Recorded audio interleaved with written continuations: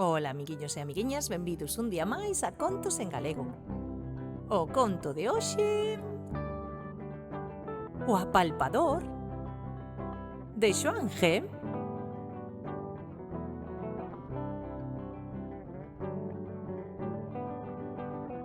O apalpador vive nas devesas do Courel.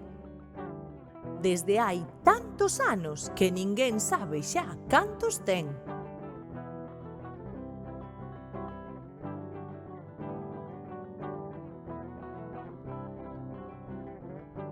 Pasa o día a apañar madeira, como cando era carboeiro, aínda que agora a que procura é doutras castes máis finas. E no outono aproveita a viaxe e tamén vai ás castañas.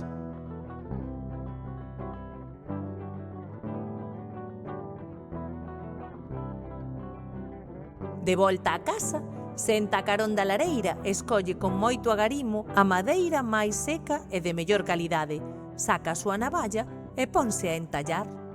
E así pasa un día e outro, e outro, e outro.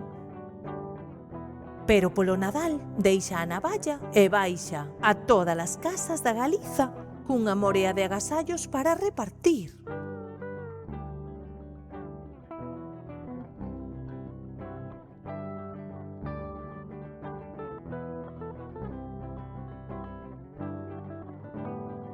Antón e Antía arelan a noite do apalpadoiro.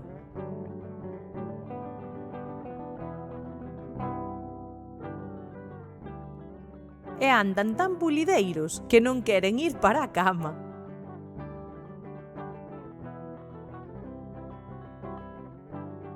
Pero saben que se fican expertos non han vir os agasallos.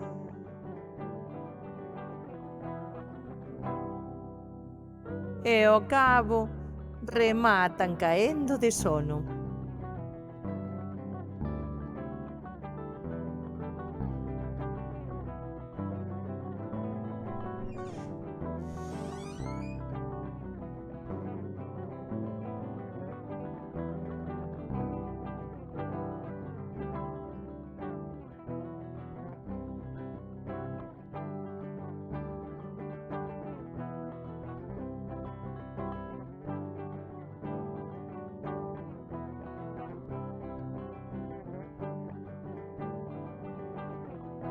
Con agarimo, para non os espertar, o apalpador aloumiñalles as barriguiñas para ver se están mantidos. E como os dous cearan abondo...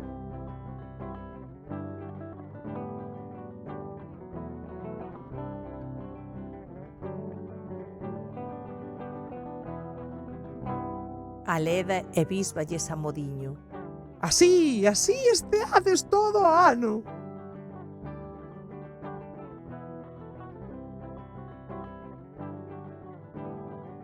E coa mesma, deixalles unha presa de castañas enriba da mesa de noite. Pero os agasallos deixallelos agochados por toda a casa, así que os ergueren pola mañá terán que xogar a atopalos. Aquí vemos algunhas cousiñas do apalpador. A cachimba. Hai moitos anos que deixou de fumar. Agora leva apagada para acordar que non debe facelo. O fol.